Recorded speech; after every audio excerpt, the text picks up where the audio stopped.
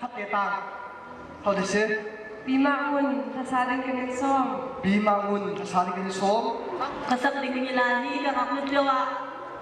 Kadali ni arakel na klase.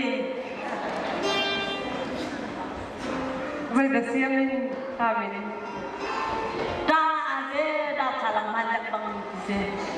Lumag na tampi kan ngay.